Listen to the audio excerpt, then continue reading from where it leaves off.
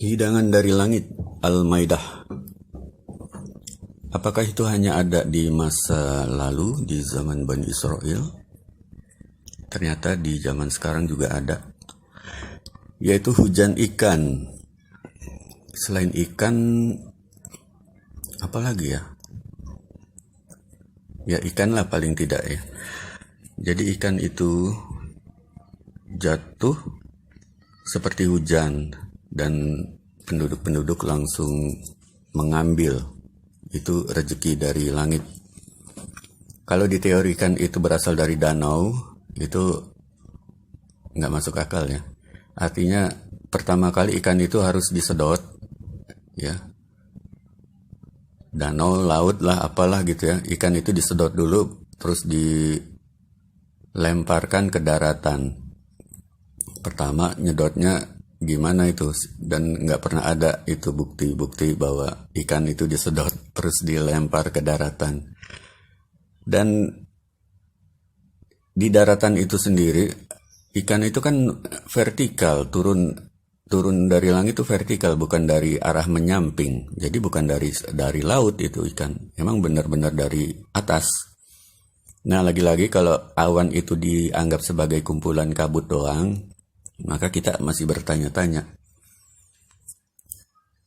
Tapi ketika awan sudah dideteksi merupakan dataran terbang, ya itu menjadi logis lah kalau kita memprediksi bahwa ikan itu memang berasal dari awan, disengaja dilemparkan oleh penduduk awan, yaitu malaikat-malaikat.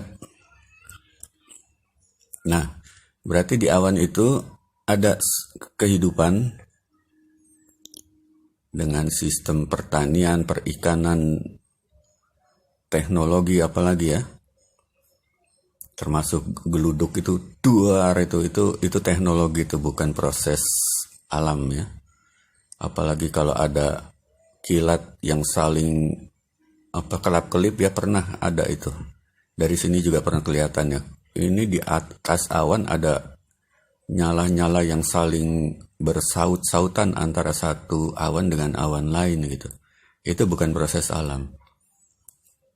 Ada yang secara manual menggerakkan atau secara angelical ya.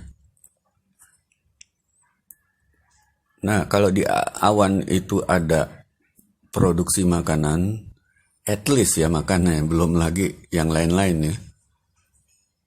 Berarti di atas kertas rezeki manusia di dunia ini nggak masalah kan? Selama mereka, para malaikat itu berkenan melemparkan makanan ke bumi. Nah, pertanyaannya, kok cuma sesekali doang itu malaikat melemparkan makanan? Ini sebuah pertanyaan juga yang membutuhkan introspeksi pada kalangan manusia gitu. Kalau seandainya malaikat itu secara teratur mengirim makanan, ya nggak ada orang miskin, nggak ada orang susah lagi. Minimal tidak ada problem masalah perut ya.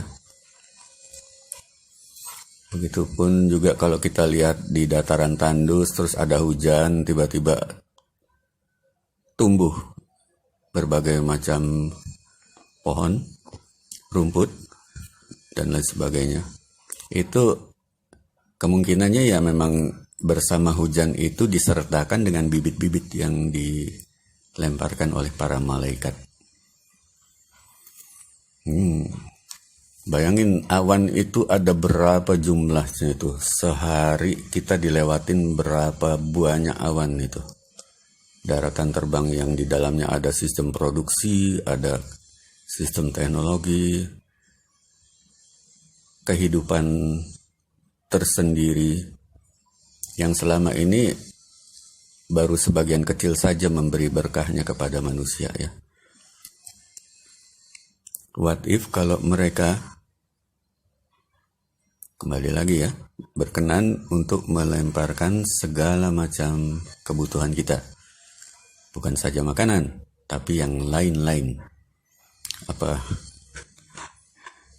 segepok berlian, apapun itu ya. Ini baru di awan aja, belum lagi yang lain-lain. Kekayaan itu ada di langit, di rezeki itu ada di langit.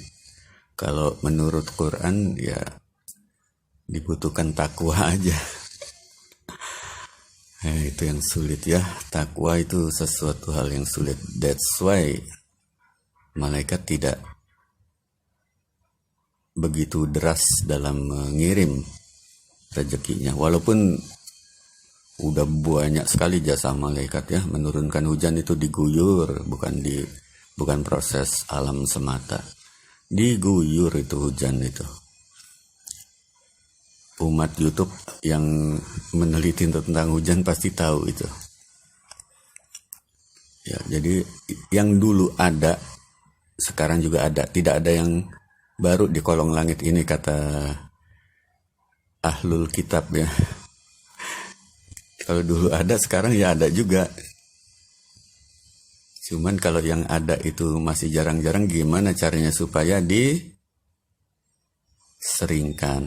dipersering, dideraskan. Nah, gimana mau menderaskan kalau komunikasi dengan malaikat saja belum mau diupayakan, atau ogah atau kalian ogah untuk berkomunikasi dengan malaikat, mengadakan pertemuan, negosiasi. Bukan situ, bukan itu yang sono tuh, kalian yang sono. Kalau ente kan temen gue ya, kalian yang sono itu berkenan nggak untuk berkomunikasi dengan malaikat? Ya kalau mereka welcome, itu good ya, bagus punya itu. Tragis itu